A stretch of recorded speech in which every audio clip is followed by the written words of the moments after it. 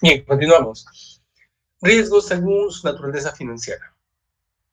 Tenemos riesgo de mercado, el riesgo de crédito y riesgo de liquidez.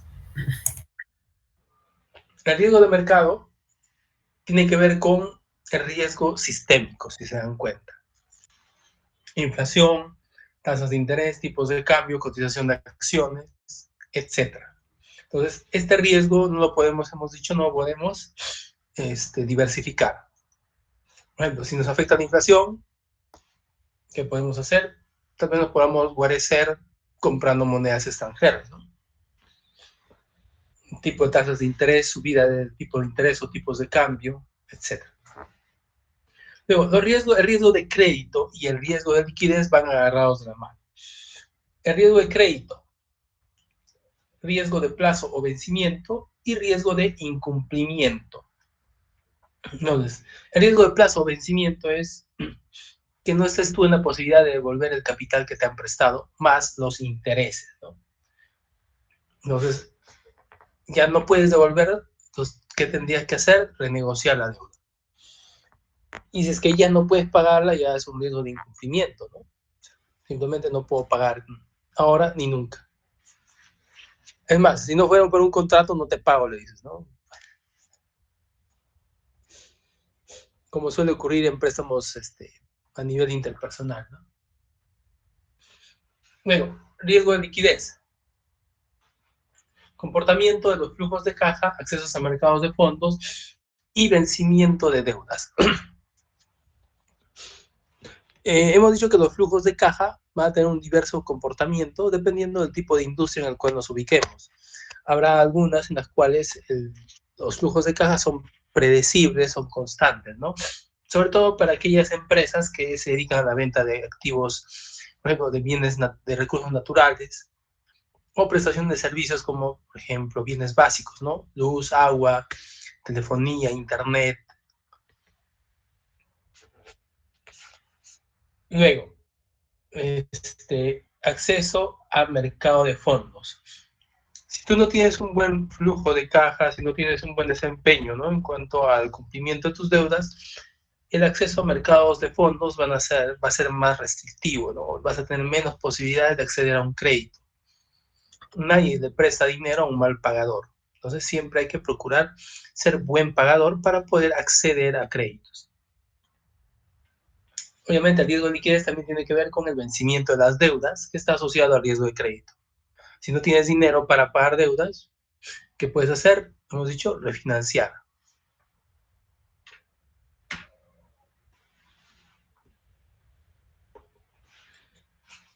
Administración de riesgos. Tenemos 5 formas, 5 estrategias, 5 acciones para poder administrar adecuadamente los riesgos.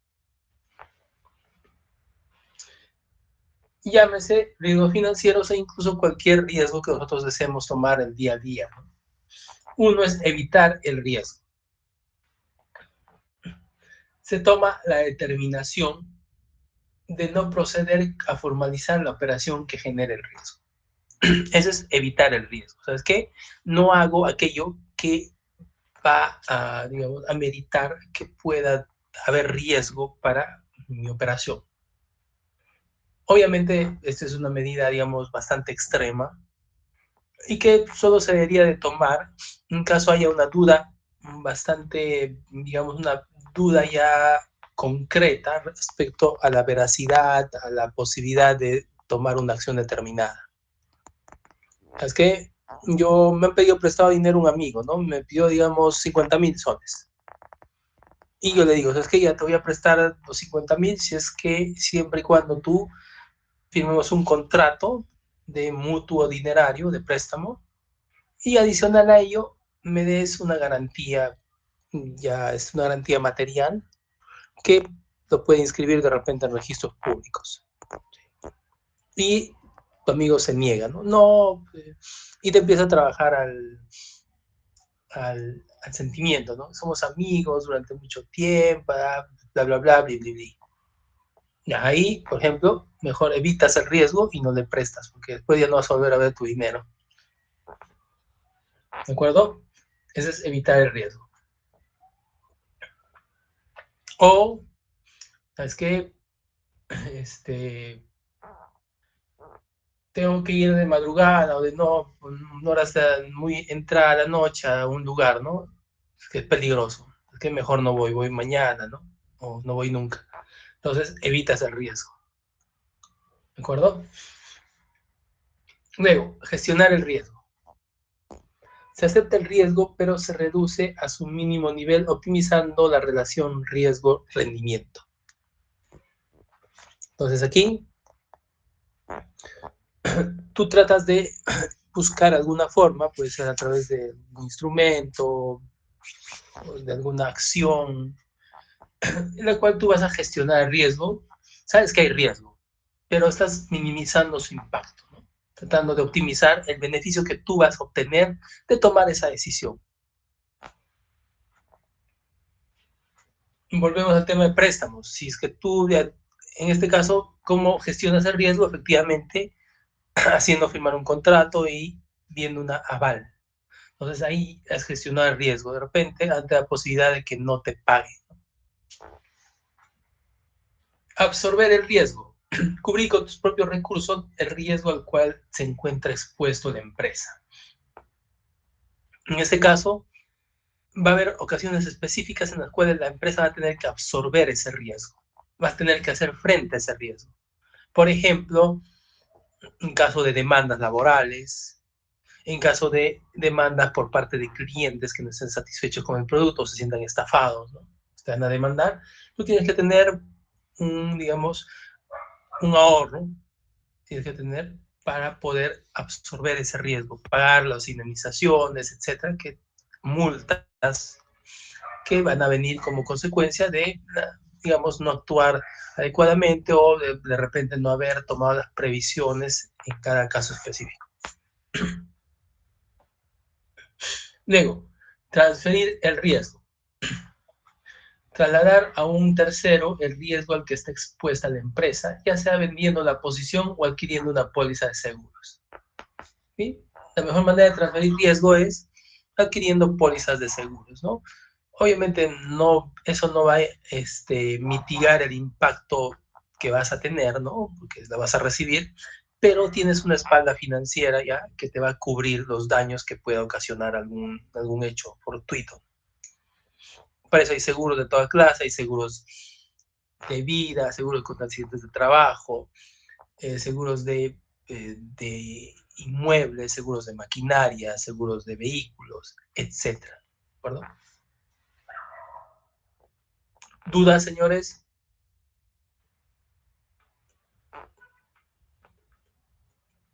Todo claro.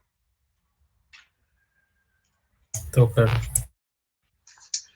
Bien, ahora que hemos terminado con la parte más o menos teórica, ¿no? De lo que es riesgo y rendimiento, vamos a ver el modelo de fijación de precios de activos de capital. ¿Para qué sirve este modelo? El CAPM, Capital Asset Price Model, en sus siglas en inglés, sirve para determinar el rendimiento esperado o requerido, en este caso, por parte de un inversionista. Este es el modelo más utilizado actualmente.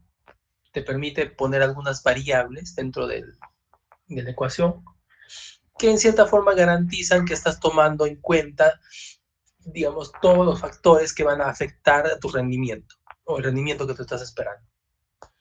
Dice, es un modelo que describe la relación entre riesgo y rendimiento esperado. En este modelo, el rendimiento esperado, entre paréntesis requerido, de una acción es la tasa libre de riesgo más una prima basada en el riesgo sistemático de la acción. Entonces, aquí tenemos nuestra fórmula. Rendimiento esperado o requerido es igual a tasa libre de riesgo, R sub F, más R sub M, rendimiento del mercado, menos R sub F por beta. Beta es beta de la acción. Algunos autores agregan más riesgo país. Y aquí más, todo esto más riesgo país. El riesgo país es una calificación que dan las calificadoras de riesgo. Actualmente hay 3 calificadoras de riesgo. O sea, hay muchas calificadoras de riesgo, pero las más importantes, ¿no? dominan el mercado son tres.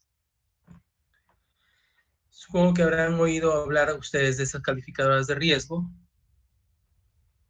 que son, por ejemplo, Standard & Poor's, Moody's y Fitch. Esas son las tres calificadoras de riesgo. Entonces, estos van a evalúan diversos aspectos de empresas, de países, y determinan cuál es su confiabilidad para invertir en ellos. No solo para aceptar sus bonos, sino también para invertir, ¿no? ¿Sabes qué? Yo voy a invertir, voy a poner mi dinero aquí, ¿no? En una empresa de tal país, o voy a poner mi dinero en ese país en específico, ¿no? Entonces, te dan una calificación, ¿no? Por ejemplo, Perú tiene una buena calificación hasta ahora. Pero países, por ejemplo, como Venezuela, Bolivia, no tienen buena calificación. Otros países, ¿no? Corea del Norte, ¿sí? Por ejemplo, ¿no? Y luego vamos a explicar lo que es beta más adelante. Elementos. RF. Tasa libre de riesgo o tasa de cero riesgo. Es un concepto teórico que asume que en la economía existe una alternativa de inversión que no tiene riesgo para el inversionista. Y eso ya sabemos que acá dice que es teórico, porque efectivamente es teórico, ya que hemos visto que toda acción, toda inversión está afectada por dos tipos de riesgo: el riesgo sistémico y el riesgo no sistémico. Y el riesgo sistémico, lamentablemente, no se puede diversificar. Bueno, se puede tomar alguna acción, ¿no? Como transferir el riesgo de repente, vender tu posición, etc. R sub M es la suma de la tasa libre de riesgo más alguna compensación por el riesgo inherente al portafolio de mercado. Entonces, la tasa RM, que es el rendimiento de mercado, es igual a tasa libre de riesgo más prima de riesgo, que ya lo vimos en nuestra anterior fórmula, en la fórmula que vimos hace un rato, donde K sub J era rendimiento esperado más teta sub J, ¿no? Que era la prima de riesgo. En este caso, podemos apreciar nuevamente la fórmula. Y por último tenemos beta. El coeficiente beta de una acción mide el grado de variabilidad de la rentabilidad de la acción, es decir, del rendimiento esperado de la acción, respecto a la rentabilidad promedio de mercado en el cual se negocia. Si el beta es 1, entonces los rendimientos excedentes de la acción varían proporcionalmente con el rendimiento excedente para el portafolio de mercado, ¿no? Beta 1, el mercado va a tener un rendimiento de 1 por teoría, entonces 1, 1 se va a mover a la par, lo cual implica que la acción tiene el mismo riesgo sistemático que todo el mercado, ¿no? 1. ¿Cómo se halla la beta? Es decir, para conocimiento, no vamos a aplicar esta fórmula: covarianza de R sub I por R sub M, y varianza de mercado de R sub N, ¿no? De rendimiento de mercado. Bueno, ya esa fórmula, bueno, no se usa mucho, puesto que ya existen páginas especializadas donde nos dan el beta completamente calculado.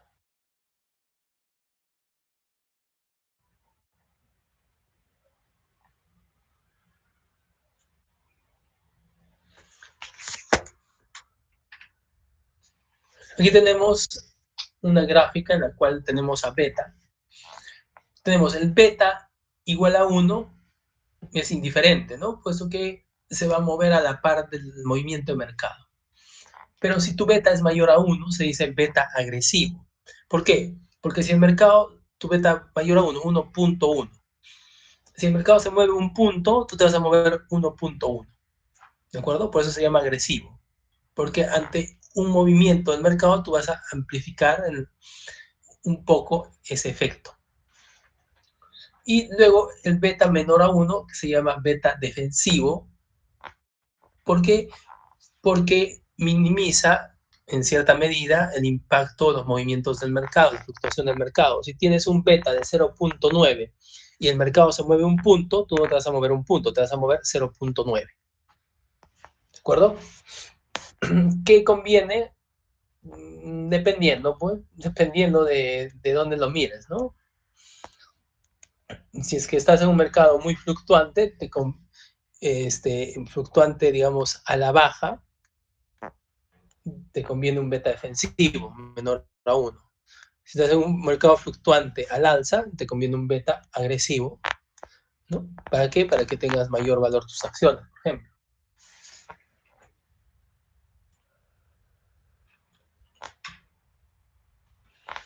¿Dudas hasta aquí, señores?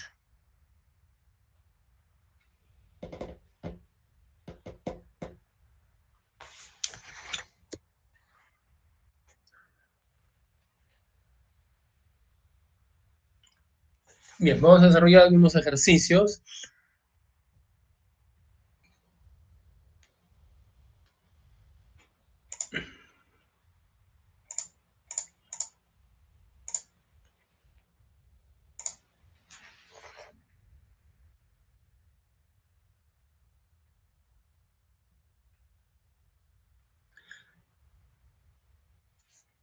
Nos falta explicar lo que es el riesgo país.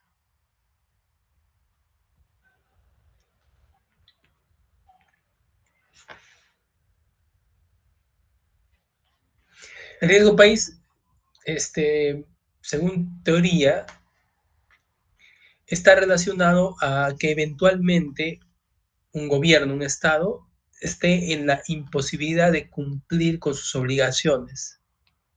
Sí, puesto que todo país tiene obligaciones, uno, por emisión de deuda, de bonos, o por haber obtenido algún crédito del Banco Interamericano o de Desarrollo, sí, principalmente, o el Fondo Monetario Internacional. Entonces, tienes deudas que asumir, que pagar. Entonces, ese es el riesgo país, la imposibilidad de que el país determinado pague sus deudas, ¿no? Igualmente, los riesgos de las empresas están asociados principalmente a la evolución de deuda, ¿no?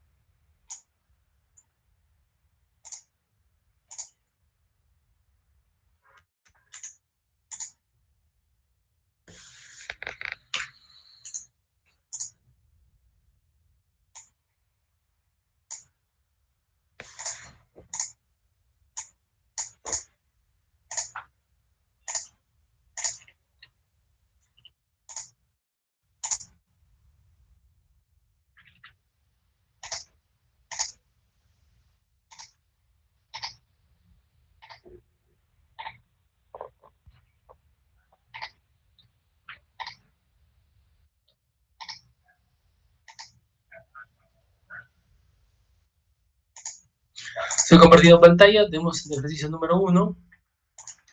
Suponga que una acción tuviera un precio inicial, ¿de acuerdo? Entonces, precio unitario en el periodo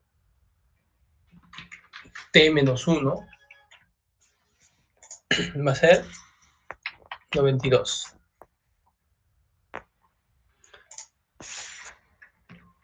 Precio en el periodo T va a ser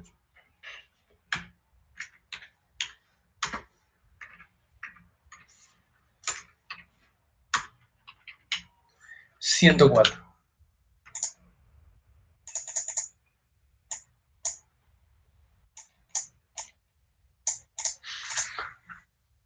Tiene un dividendo 1.45. ¿Cuál es el rendimiento porcentual? ¿Cuál es el rendimiento dividendo? ¿Cuál es el rendimiento de la ganancia de capital? Bien, entonces nuestro rendimiento esperado va a ser, ¿sí? Por fórmula, dividendo más variación del precio entre precio inicial. 14.62%.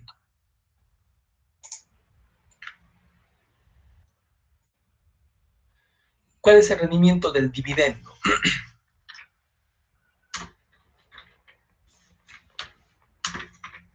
Rendimiento del dividendo. Dividimos dividendo entre precio inicial. 1.58. Rendimiento de capital del instrumento en sí. Precio final menos precio inicial entre precio inicial. 13.04.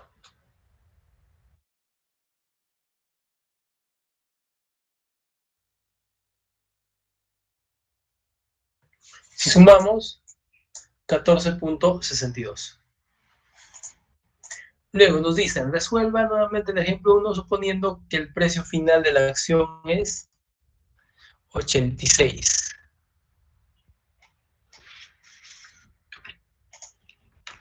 Bien, nuestro precio final, precio T va a ser 86 en este caso.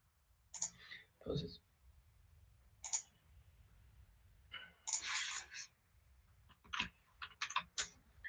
igual aplicamos nuestra fórmula, dividendo más variación de precio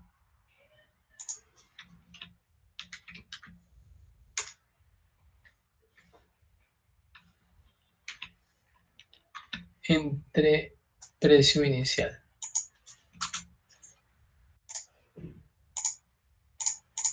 Menos 4.95.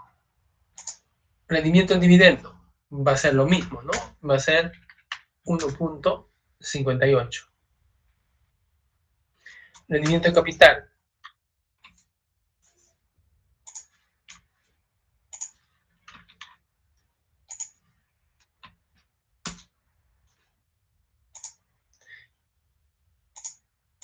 Menos 6.52.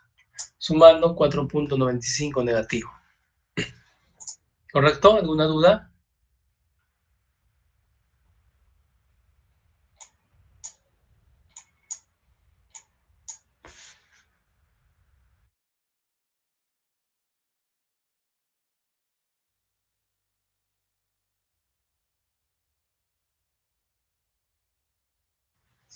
Bien. Sigamos.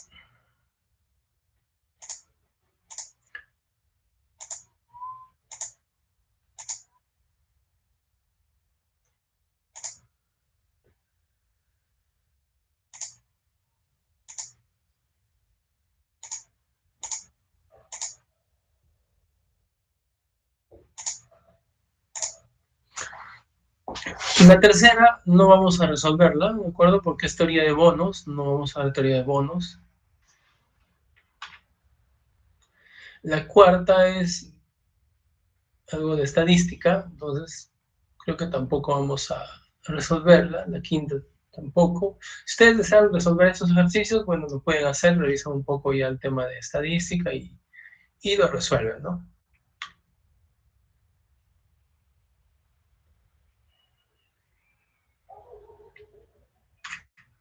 Bien. Ahora pasamos al ver el tema de tipos de beta. Miren, el beta hemos dicho que es mide un coeficiente de variación, ¿no? De variabilidad de los rendimientos del mercado respecto al rendimiento de la acción. O bueno, al revés, los rendimientos de la acción respecto al rendimiento del mercado. Entonces, el beta dice, hay dos tipos de beta, hay dos tipos de riesgo para una empresa. Uno es el riesgo financiero y el otro es el riesgo operativo. Entonces, el riesgo financiero, y hemos visto que está asociado principalmente a los flujos de caja, a la imposibilidad de pagar, devolver la deuda, o a tener retrasos o no pagarla, etc. Y el tema operativo principalmente se refiere a riesgos netamente de operación, ¿no? De que no se hayan tomado previsiones para el aprovisionamiento de repente de materias primas, de repente no se ha capacitado adecuadamente al personal para el manejo de las maquinarias, etc. Entonces, y por tanto, los riesgos operativos tienen que ver principalmente, como hemos visto, que no se puedan cubrir los costos fijos. Entonces, el riesgo operativo se relaciona con la beta desapalancada. Es decir, cuando te dan una beta desapalancada, te están dando una empresa que solo tiene riesgo operativo, no tiene riesgo financiero. ¿Qué implica esto? ¿Qué implica que una empresa solo tenga riesgo operativo en temas de financiamiento?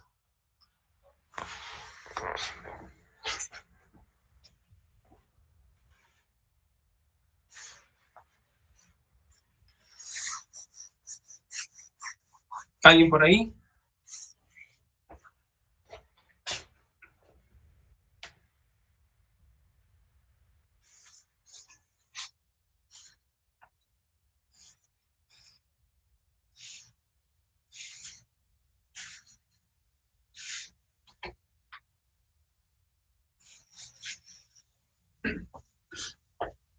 ¿Nadie, señores? ¿Alguna respuesta? Si es que solo tiene riesgo operativo y no tiene riesgo financiero que se asocia a los flujos de caja y al tema de devolución de deuda, entonces significa que tu empresa está financiada íntegramente por capital propio, no tienes deuda, al menos deuda financiera, ¿de acuerdo? Entonces, por eso no hay riesgo financiero, solo operativo. Y entonces una beta desapalancada implica que tu empresa solamente tiene riesgo operativo y está financiado íntegramente por capital. Que, bueno, en general es muy raro que una empresa, o sea, no es muy habitual que una empresa no tenga deuda. Luego, la ecuación, en cambio, si es que tienes una empresa apalancada, esta sí tiene riesgo operativo y también tiene riesgo financiero, los dos riesgos. Por tanto, su estructura de financiamiento va a ser deuda y capital. ¿En qué proporciones? No lo sabemos. Luego, la ecuación de Hamada pone de manifiesto que cuando una compañía aumenta su deuda, el apalancamiento financiero también aumenta el riesgo de la empresa y a su vez aumenta el beta. Entonces, un beta menor podría ser un beta desapalancado. Cuando asumes deuda financiera, tu beta apalancado va a ser mayor. Esta es la ecuación de Hamada. Dice, nos sirve para dos cosas la ecuación de Hamada. Para apalancar y para desapalancar un beta. Entonces, para apalancar un beta, tienes beta apalancado, beta sub L, ¿no? Por la sigla en inglés, va a ser igual a 1 más 1 menos tasa de impuesto, multiplicado por la relación deuda-capital, nivel de endeudamiento. Todo esto multiplicado por el beta desapalancado. ¿Y cómo desapalancas un beta? Es decir, le quitas el riesgo financiero a un beta. Beta sub U, beta desapalancado, va a ser igual a beta apalancado dividido entre 1 más 1 menos tasa de impuesto, multiplicado por relación deuda-capital o nivel de endeudamiento, que es lo mismo. ¿Sí? DP es igual a DC. ¿Sí? Ahí no hay, digamos, es lo mismo.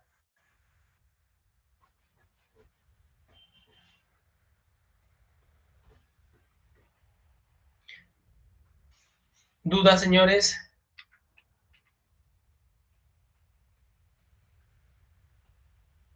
¿Hasta aquí tenemos alguna duda?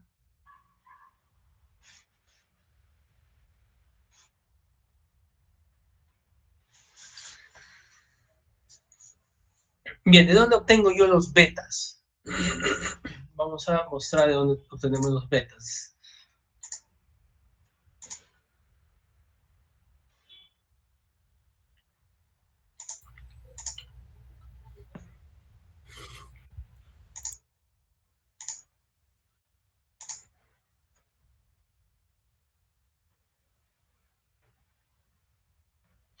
Ah, ustedes estarán viendo el partido de Perú, pues, ¿no? Por eso están calladitos. Sí, sí, sí. No, profe, estamos escuchando su clase. Ujú.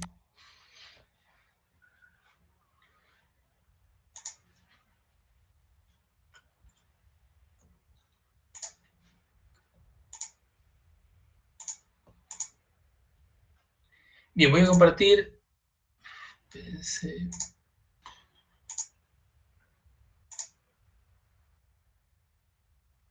Inbox, no ventanas.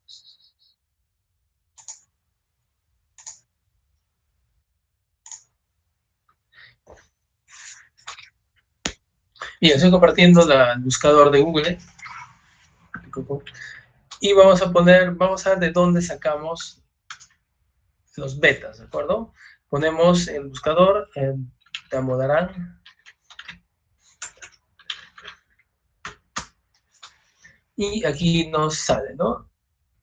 Oswald Damodaran Oswald Damodaran es un profesor de finanzas en la Escuela de Negocios de Nueva York, en el Departamento de Negocios de la Universidad de Nueva York, donde enseña finanzas corporativas y evaluación de capital.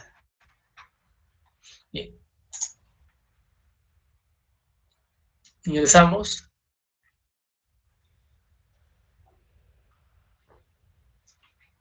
y nos vamos aquí, donde dice, bueno, aquí tenemos las pestañas, al data.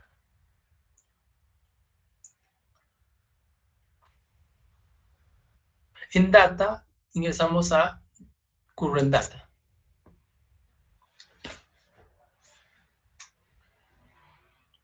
Y aquí vemos, ¿no? Por ejemplo, hay varias categorías. Nos vamos, aquí dice Discount Rate Estimation. Vamos a, espérense, ¿dónde está? Aquí. Levered and Unlevered Betas por industria. Vamos a Estados Unidos, por ejemplo, y descargamos.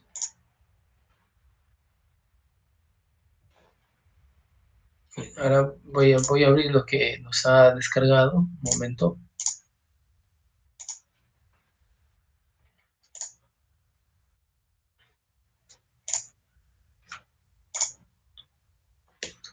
Betas.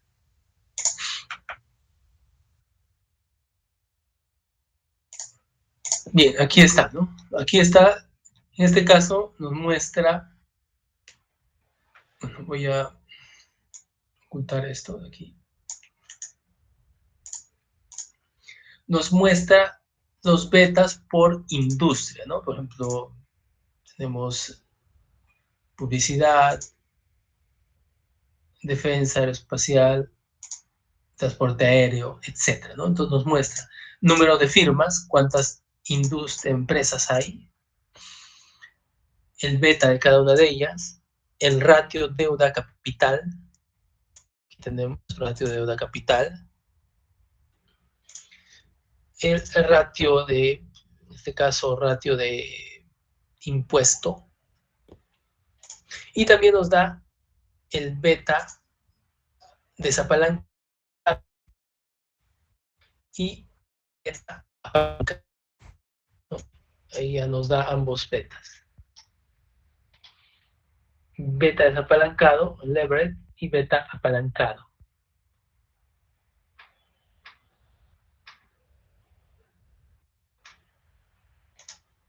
¿Dónde está? Sí, es ese. Sí, ¿de acuerdo? No, este es el beta apalancado, perdón, y este es el beta desapalancado.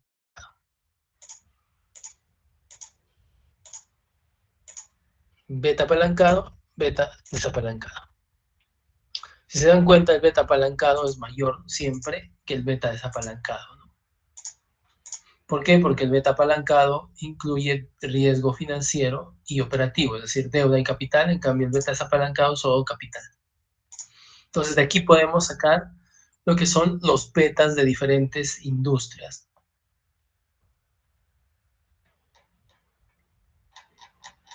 ¿Estamos?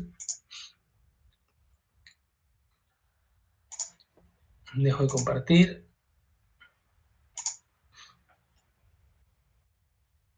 ¿Qué más podemos sacar de aquí? Vamos a ver.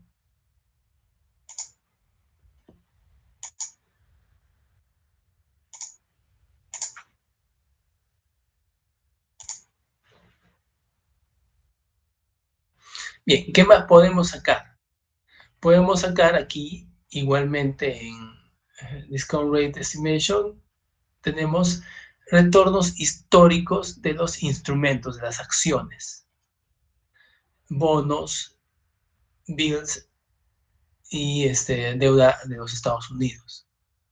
Por ejemplo, ¿no? Bajamos el archivo.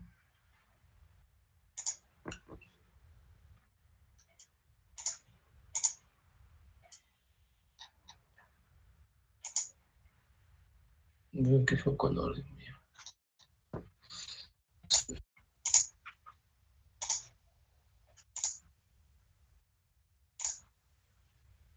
Voy a compartir el archivo.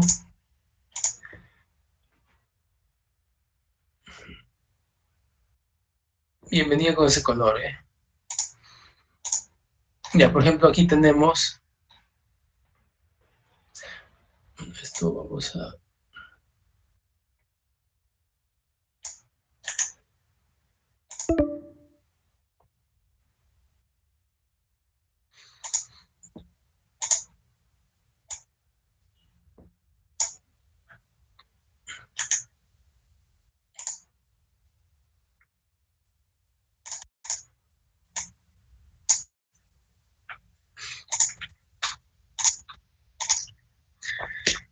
Bueno, aquí tenemos Standard Poor's 500, ¿no? Por ejemplo,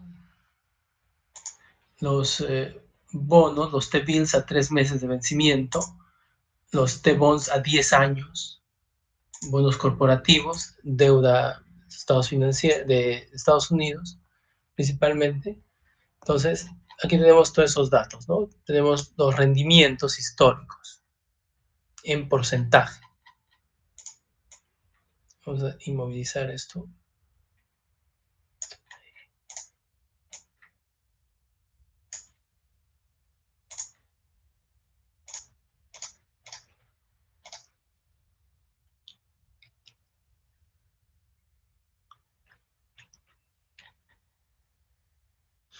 Y si se dan cuenta, el rendimiento aquí, con otro color más ameno, el rendimiento de los 500 mayores empresas, ¿no? De Estados Unidos, puedes ver históricamente, ¿no? Por ejemplo, puedes ver aquí en el 2008, ¿no? La crisis del 2008. Puedes ver menos 36.55%. Al 2009 el rebote 25% y ya crece al 2010 y al 2011 se normaliza.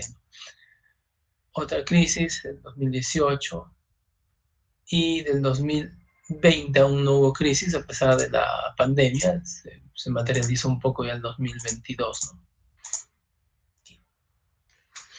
Entonces, esos son los rendimientos históricos de todos estos instrumentos.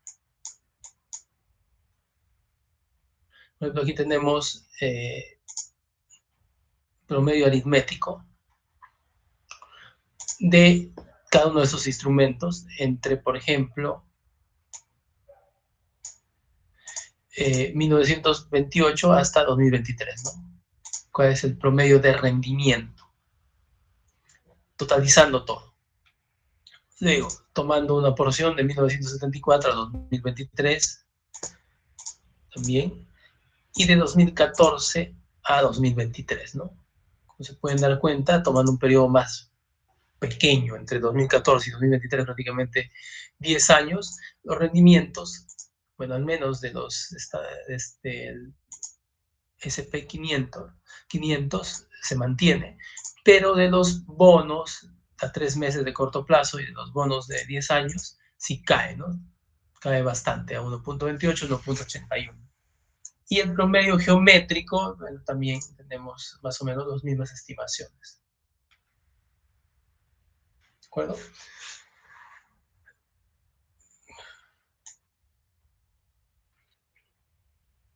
La tasa libre de riesgo podrías tomarlo, por ejemplo, los T-bills, ¿no? Tasa libre de riesgo se podría tomar de los T-bills que son de bonos de corto plazo. Eso podría considerarse como una tasa libre de riesgo. O de la deuda real de Estados Unidos, ¿no? Del gobierno estadounidense. También puede ser una deuda puede tomarse también como una tasa libre de riesgo. Ya depende del analista si toma periodo completo, ¿no? Desde el que se tiene, digamos, registro, 1928 a 2023, o si toma el periodo más corto, ¿no? De 2014 a 2023, para la estructuración de, digamos, de RM, ¿no? Rendimiento de mercado, o la tasa libre de riesgo.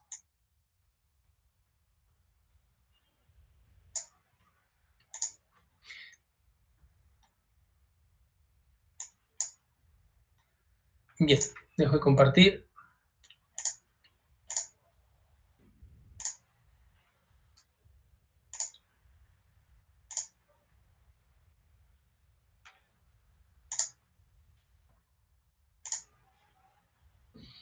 Y compartimos esto.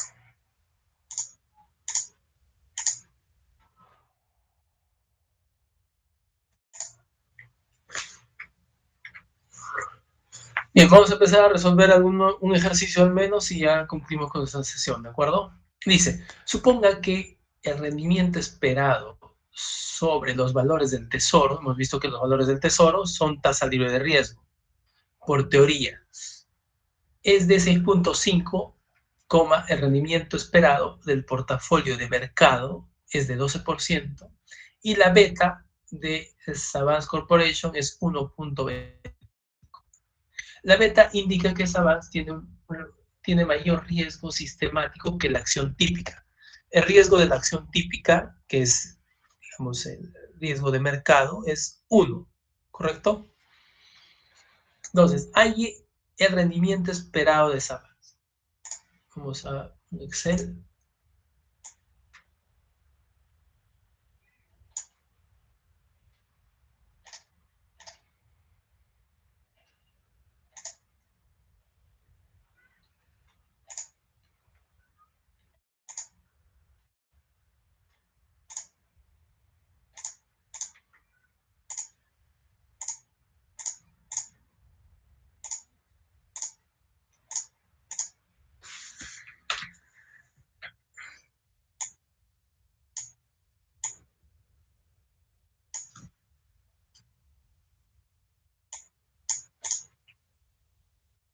Me dicen que la siguiente semana hay visión,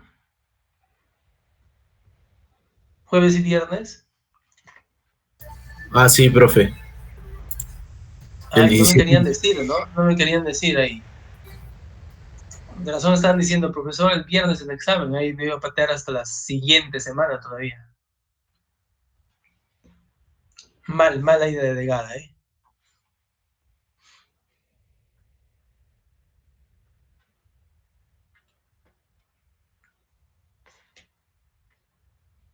Creo que ni está en la clase, ¿no?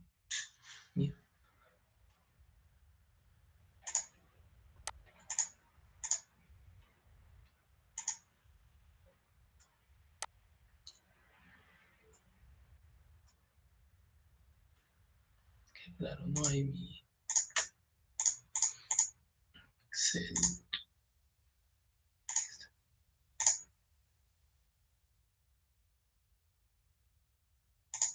Bien, resolviendo nuestro ejercicio. Datos, ¿de acuerdo? Nuestros datos. Primero, datos. RF.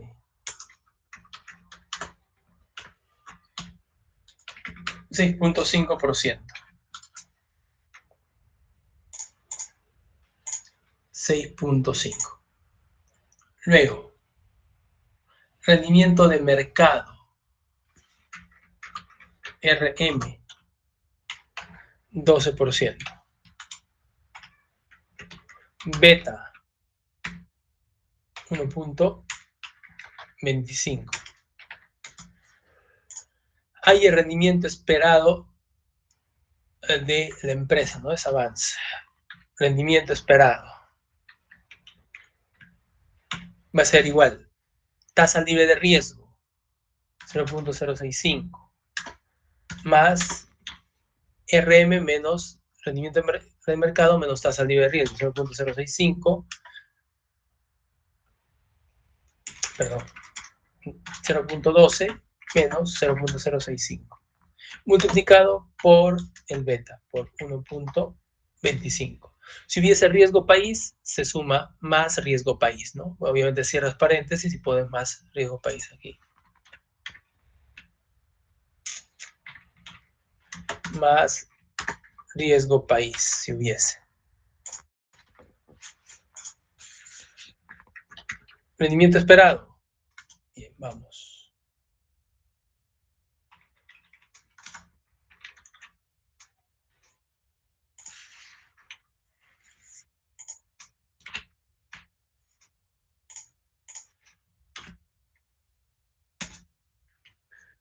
Entonces,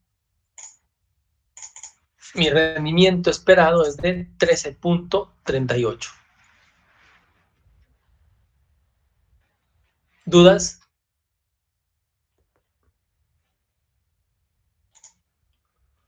Luego me dice, hay el rendimiento esperado para una acción típica.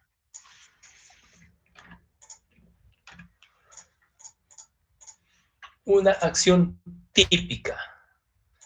Tu acción típica, ¿cuántos de beta tiene? 1, ¿correcto?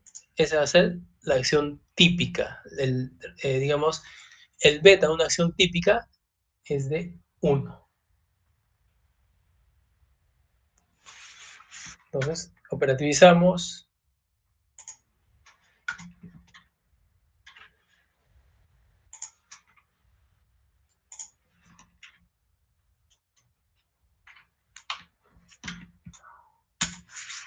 $12. Entonces, el rendimiento esperado de una opción típica va a ser 12%. Y por último, hay el rendimiento esperado para un beta de 0.45. Posiblemente un beta desapalancado, ¿no? Igual la misma fórmula por nuestro beta 0.45.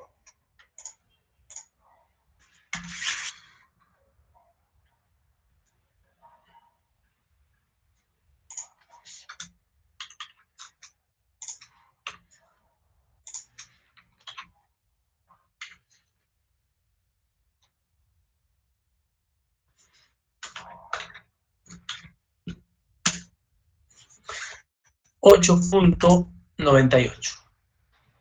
Entonces, puedes apreciar de que a mayor beta, tu rendimiento esperado va a ser mayor siempre.